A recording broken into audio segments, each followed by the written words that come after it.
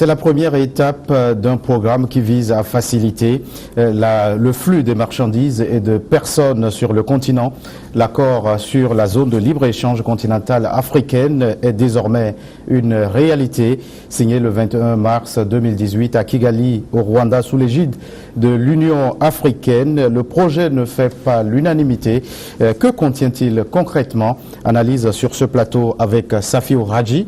Vous êtes expert comptable. Merci d'avoir répondu à notre invitation. C'est moi qui vous remercie, cher Gaëtan, de m'inviter sur votre plateau. Safiou Radji, sur 55 pays, 44 ont apposé leur signature pour la zone de libre-échange continentale. Une satisfaction pour vous ou pour, comme bien d'autres, vous craignez d'assister à un accord mort-né déjà? Écoutez, une satisfaction, parce qu'il s'agit d'un symbole très fort d'une Afrique qui est en marche. Moi, je me réjouis du fait que on dit beaucoup un peu partout dans le monde que l'Afrique, c'est le continent de l'avenir, c'est le continent de tous les projets. Tous les investisseurs s'intéressent à l'Afrique, tous les fonds d'investissement s'intéressent à l'Afrique, toutes les entreprises internationales qui veulent du développement, de la croissance se projettent sur l'Afrique. Donc c'est très important que le continent montre une image qui soit à la hauteur, à l'aune de cette ambition, de cet intérêt partagé dans le monde entier pour le continent, en donnant un cap. Parce que le fait de dire qu'on veut faire le marché commun, c'est d'abord une vision, comme ça a été préfiguré dans l'agenda 2033 de l'Union africaine. Mais au-delà de ça, ce qu'il faut dire, c'est que ça donne une perspective claire pour les chefs d'entreprise, qui est de dire que les frontières, si on n'arrive pas à les faire tomber politiquement, on va les faire tomber économiquement. Et c'est en ça que c'est une vision qui me paraît intéressante et très prometteuse. Concrètement, qu'est-ce que ça apporte en termes de développement pour le continent? Mais il faut que je vous fasse d'abord un préalable. Aujourd'hui, une partie de l'économie se fait dans le numérique. Donc c'est déjà un écosystème qui est sans frontières. Donc il faut relativiser la portée de l'économie réelle aujourd'hui par rapport à l'économie numérique. Ce qui est important pour le continent, c'est que nous tous, nous sentons tous les jours les limites, les contraintes que comportent les frontières qu'on a au niveau géographique, au niveau politique, etc. Donc le fait de se projeter dans le temps avec une espèce de saut au-delà des frontières pour aller vers une économie dans un espace globalisé, c'est aussi une façon de dire aux chefs d'entreprise, vous avez des perspectives qui sont plus ouvertes. Vous aurez la possibilité de travailler dans des contextes beaucoup plus ouverts. Les contraintes que vous avez dans vos pays, vous les aurez plus au niveau du marché global. Donc c'est une espèce d'acte de confiance à l'entrepreneuriat, à l'entreprise et à l'économie africaine. Donc c'est d'abord un acte fort pour l'économie et le développement économique. Et c'est en ça que c'est quelque chose de très important, parce que un des challenges que le continent a relevé est d'abord essentiellement économique. Le défi pour nous, c'est de gagner l'indépendance économique après avoir gagné les indépendances politiques. Donc cet acte de dire on fait un grand marché où tout est ouvert, entre guillemets, c'est aussi une façon de dire nous-mêmes on y croit, on veut le concrétiser, on veut le réaliser, on veut réaliser enfin le rêve des panafricanistes, des pères de l'indépendance du continent. Alors en termes plus clairs, le salut du continent réside-t-il dans l'intensification des relations commerciales interafricaines? Mais écoutez, c'est même pas que ça réside là-dedans, ça va être ça. Le développement du continent, jusqu'à présent, a été tiré par les exportations des matières premières et avec une dimension relativement limitée de ce qui se passait à l'échelle du continent. Si je mets de côté le Maghreb, où les choses sont un peu plus spécifiques. Un des enjeux qui vont montrer que le continent est devenu un continent moteur en matière d'apport à la croissance mondiale, c'est quand on sera capable, sur la base des échanges interrégionaux, sur la base des échanges interafricains, de porter aussi une plus-value au développement du monde. Donc c'est un des enjeux importants, un des réservoirs même, je dirais, de croissance de l'Afrique et du monde. Donc c'est en ça que c'est un sujet très important pour la plupart des acteurs économiques dans le monde entier. Après le marché unique de transport aérien, aujourd'hui, la zone de libre-échange continentale, le signal d'un réveil de conscience au niveau du continent. Mais le silence, tout simplement, d'une prise en main de nos destins au niveau économique, parce que un des procès qu'on nous fait souvent, je pense à tort, sur le continent, c'est le fait d'avoir autant de richesses, autant d'atouts, et de ne pas avoir la croissance ou le développement qui soit à la hauteur. Et je pense que une des étapes importantes dans toute dynamique de développement qui veut se projeter dans une approche durable, de développement durable, c'est d'abord d'avoir un bon diagnostic, et à partir du diagnostic de marquer une vision, d'annoncer une vision qui dit le cap vers lequel on veut aller. Et moi, je me réjouis que les annonces qui sont faites par l'Union africaine pour montrer cette stratégie 2063 porte d'abord sur des notions économiques, porte d'abord sur des sujets économiques et des visions économiques. On a parlé de libre-échange au niveau du transport aérien, on parle aujourd'hui du libre-échange au niveau global, de tous les marchés. Ce n'est pas seulement un acte commercial, c'est aussi un acte de foi dans le fait que la vision économique peut porter la vision de développement de manière générale. C'est aussi un modèle aussi de développement que le continent veut imprimer. Parce qu'à partir du moment où on dit aux entreprises, si vos produits sont compétitifs, vous pouvez le vendre dans toute l'Afrique, ça veut dire qu'on leur ouvre la possibilité de couvrir un marché de 1 milliard de consommateurs. Alors, ça change tout. Justement, cet accord, s'il est adopté par les États membres de l'Union africaine, ouvrirait l'accès à un marché de plus d'1 milliard de personnes, vous le dites, pour un PIB cumulé de plus de 2500 milliards de dollars. Au-delà de ces chiffres, Safi Radji, quel réel impact sur les économies nationales?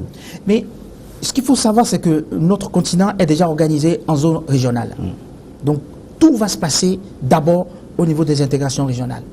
Je pense que la vision qui consiste à imaginer un marché continental comme une espèce d'effet de Big Bang serait irréaliste, serait même pas réalisable, si je puis dire. Donc il faut passer par des étapes intermédiaires. Et une des étapes qui me semble stratégique, c'est le fait de veiller à ce qu'au niveau des zones d'intégration régionale, les choses aillent plus loin et plus vite. Et à ce titre, il faut dire, il faut se reconnaître et se réjouir du fait que notre zone est plutôt un bon élève. La zone CEDEAO, ou la zone UEMOA, selon ce qu'on veut, ou même OADA, selon les considérations que l'on a, ce sont des zones qui donnent une approche des économies qui va vers l'intégration. Et une fois que les économies auront une culture d'intégration beaucoup plus poussée, les relations commerciales se passent naturellement. Parce que les entreprises n'ont pas besoin du politique pour aller faire des affaires dans les pays d'à côté. Ils n'ont pas besoin d'ordonnancement ni de quoi que ce soit. Dès qu'on leur dise que les contraintes et les barrières sont tombées pour vendre ou faire des affaires avec un autre pays, même si le pays est au bout du monde, ils seront les chercher pour vendre leurs produits. C'est en ça que le levier commercial que constitue le fait de pouvoir vendre ailleurs est aussi un levier de développement, un levier de croissance pour les entreprises africaines. Et pour le moment, le Nigeria, le géant africain, se tient à l'écart.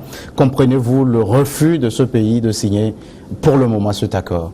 Mais je vous dirais, j'attends de regarder les arguments du Nigeria, parce que je me réserve, en tant qu'économiste, de donner un avis qui ne s'appuie pas sur les argumentations d'un pays aussi important que le Nigeria. Mais a priori, ce que je peux voir, je peux pressentir un peu dans cette vision un peu prudente, pour l'instant, parce que le Nigeria va finir par adhérer au mouvement. Un géant de la région ne peut pas suivre le mouvement ou même impulser un élan à ce mouvement. Ce que je vois comme élément qui peut justifier ou expliquer cette réserve du Nigeria, c'est le fait qu'ils veulent eux-mêmes avoir une espèce de contrôle sur leur marché intérieur. C'est un pays qui est immense, avec des enjeux de contrôle interne qui sont gigantesques.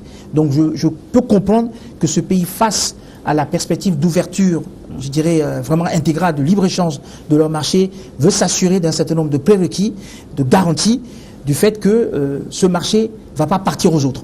Ce qui peut paraître un peu isolationniste en termes d'approche, mais je trouve que c'est aussi une certaine forme de sagesse de la part du pays de s'assurer que tout soit bien garanti avant d'adhérer à ce pacte et de l'assumer de manière complète et totale, plutôt que certains pays qui peuvent dire qu'ils adhèrent, mais au moment de la ratification, ils vont peut-être traîner des pieds et ne pas suivre. Donc, ce que j'en tire comme leçon, c'est qu'il faut qu'on écoute les arguments du Nigeria concernant le fait qu'il n'adhère pas tout de suite au marché, parce que c'est un pays où, il faut le dire, il y a des grands chercheurs, il y a des grands économistes, il y a des gens qui ont une vision du monde assez large, plutôt anglo-saxonne, alors que nous on est plutôt dans une vision francophone des choses.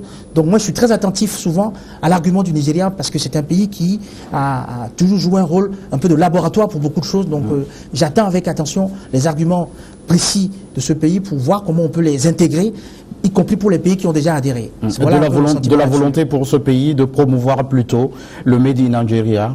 Mais je pense qu'il y a un peu de ça là-dedans. Et puis, ce qu'il faut savoir, c'est que le Nigeria est persuadé que le Made in Nigeria doit d'abord combattre le Made in China, le Made in France et autres. Et c'est quelque chose qu'il faut comprendre. C'est quelque chose qu'il faut accepter en tant qu'Africains, que nos champions veulent d'abord être les champions africains, les champions sur le territoire africain, sur le sol, le continent africain. Maintenant, il faut éviter aussi que ce soit un blocage pour un mouvement d'ensemble. Il faut éviter que ça soit un frein à une tendance qui est générale. Sur le continent européen, On sait ce qui s'est passé avec l'espace européen comme marché commun. Même s'il y a le Brexit, tout le monde sait aujourd'hui que l'espace européen a été fédérateur, a été aussi à la source d'un développement du continent européen. Aux États-Unis, n'en parlons plus. L'intégration à la création même des États-Unis est un des vecteurs de la croissance du développement continu des États-Unis et de la puissance même de l'Amérique. Et je pense que l'effet de puissance du continent africain viendra aussi du fait qu'on va parler du PIB africain, qu'on va parler de la démographie du continent africain, et tout ça donnera, à mon avis, une image, une notoriété du continent qui aujourd'hui n'est pas assez forte, n'est pas assez portée par des chiffres, par des indicateurs économiques, alors que quand on regarde les choses de près, vous avez donné les 2000 milliards de PIB tout à l'heure du continent, c'est un chiffre qui ne circule pas assez. Par contre, il y a des chiffres qu'on doit améliorer. Le PIB, l'apport de l'Afrique au niveau du commerce international est encore trop faible. Et le fait d'avoir ce marché ouvert va permettre à ce qu'il va y avoir des champions africains qui vont aller vers le marché de l'export, qui vont aller vers l'international. Alors concrètement, Safio Radji, pour ce qui concerne le Nigeria, est-ce que la fibre protectionniste n'est-elle pas en train de prendre le pas sur tout le reste? Je pense c'est un peu trop tôt pour avoir cette appréciation de la vision du Nigeria. Mais comme je vous l'ai dit tout à l'heure, je regarde toujours avec beaucoup d'attention les positions du Nigeria, surtout dans le domaine économique. Je ne parle pas du côté politique, qui est une compétence que je n'ai pas en tant que telle. Mais toutes les positions que le Nigeria prend dans le domaine économique sont des positions qui ont porté quelque chose, qui ont en elles une certaine signification pour les autres pays qu'il faut qu'on regarde de près.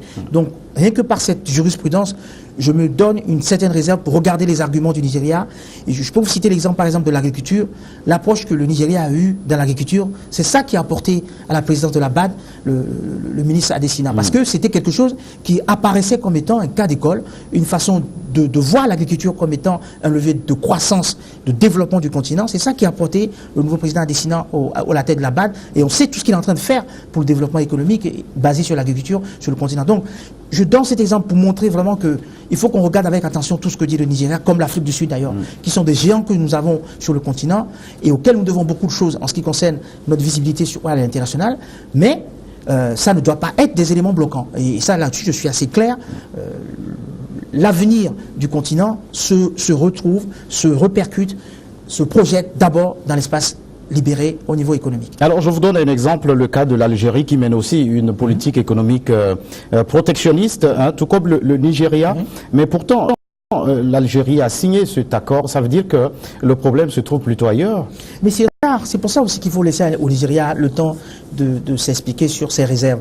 Vous savez, les réserves que l'Algérie avait ressemblaient aux réserves du Nigeria pour certaines dossiers d'intégration, de regroupement, etc. Même l'initiative de venir se rapprocher de la CEDEAO, vous verrez que l'Algérie avait une approche qui était beaucoup plus pragmatique, qui était beaucoup plus réservée que le Maroc, qui est beaucoup plus volontariste.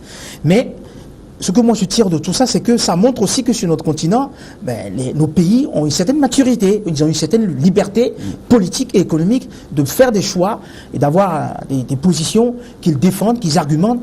Ça aussi, c'est une image du continent qu'il faut valoriser. C'est pas un continent où les choses se passent de manière un peu, je dirais, systématique. Il y a toujours des gens qui ont la possibilité, la capacité de démontrer une façon de faire les choses autrement. On doit l'accepter parce que c'est aussi ça la liberté de pensée économique. Ça peut pas être une pensée unique en fait, le marché commun africain. Il faut qu'on accepte, qu'on puisse la contester, la remettre en cause, l'enrichir et peut-être même au niveau de la mise en œuvre, avoir quelques étapes qui permettent de s'assurer que les choses se passeront mieux à terme pour le continent africain, mais surtout pour les peuples. Parce qu'un marché qui est fait pour ouvrir des perspectives, mais dont ne profitent pas les peuples, c'est un marché bradé d'une certaine manière. Et c'est un peu ça ce que je crains dans la réserve du Nigeria, qui est de dire, j'ai pas envie d'ouvrir mon marché à tous les acteurs. Au départ, on dirait que c'est les acteurs africains qui ont accès, mais je ne peux pas contrôler le fait que d'autres acteurs ne passent par tel ou tel pays africain pour venir s'immiscer et remporter certains marchés entiers de mon pays. Donc c'est aussi ça qu'il faut qu'on regarde, comment on peut s'appuyer sur les réserves du Nigeria pour mieux définir les contours, les tenants et aboutissants de ce concept qu'on appelle le marché africain. Alors pour certains observateurs, c'est une réalité, le Nigeria ne pourra pas faire cavalier seul. Aujourd'hui, Safio Radji, quelle garantie à offrir à l'économie nigériane en vue de l'adhésion de ce géant? Mais d'abord, il faut d'abord dire au Nigeria qu'elle a une responsabilité. ne seulement par rapport à la région, à l'espace CEDEAO. C'est un pays qui a une lourde responsabilité. C'est un pays qui est un des fondateurs de la CEDEAO. Donc, l'attitude qu'il a à avoir par rapport à cette vision d'aller vers le marché unique, ce n'est pas que le Nigeria qui est concerné, ça concerne tout de suite l'ensemble de la région CEDEAO. Donc cette responsabilité me semble importante à rappeler. Mais au-delà de ça, je le répète encore, peut-être aussi que ce que fait le Nigeria, c'est aussi une façon d'être l'aiguilleur dans ce mouvement d'ensemble. Et il faut accepter que ce rôle-là soit assumé par des pays qui en ont le poids, qui en ont la dimension. Et le Nigeria, avec la population qu'elle a aujourd'hui et les leviers de développement économique qu'elle a aujourd'hui, moi je me souviens qu'une bonne partie de l'exportation qui venait dans toute la région ouest africaine venait du Nigeria avant que les produits chinois, les produits indiens ou autres produits n'arrivent. C'était le Nigeria qui irriguait économiquement tous les marchés africains. Donc, je pense que le Nigeria veut s'assurer qu'il peut à nouveau réaliser cet exploit d'être la principale source des produits commerciaux qui vont circuler dans la région ouest africaine avant d'ouvrir son marché et à l'inverse, d'être aussi capable d'offrir des marchés propices et intéressants pour les pays environnants. Donc, il faut qu'on attende de regarder comment les choses vont se passer au niveau de la diplomatie nigériane, l'explication qu'ils vont donner parce qu'il faut qu'ils s'expliquent sur leur position par rapport à la région ouest africaine de la CEDEAO dont beaucoup de pays ont adhéré, mais aussi par rapport au reste du continent africain qui attend de ce géant d'avoir une position qui soit cohérente par rapport au mouvement d'ensemble. Alors, Safi Radji, quand on regarde sous d'autres cieux, les zones de libre-échange ont souvent été créées entre des pays qui entretenaient déjà des relations commerciales importantes et parfois dont des économies étaient complémentaires avec la ZLEC aujourd'hui. Est-ce que ce n'est pas tout le contraire? Mais je suis obligé de reconnaître, M. Gaëtan, que le point de départ qu'on a n'est pas la plus favorable. Je suis obligé de le reconnaître. Il faut être objectif. J'en prends pour preuve le fait que même dans la zone CEDEAO, quand vous regardez ce qui pouvait apparaître comme étant une stratégie, je dirais, de spécialisation par pays ou par binôme de pays, ne fonctionne pas. Moi, j'ai lu avec beaucoup d'attention la proposition qui a été faite par le président ghanéen de regarder comment, dans certains domaines, le Togo et le Ghana pouvaient s'associer pour être les leaders, pour apporter un certain nombre de spécificités dans le domaine économique et des avantages compétitifs par rapport à d'autres pays. Donc, c'est plutôt cette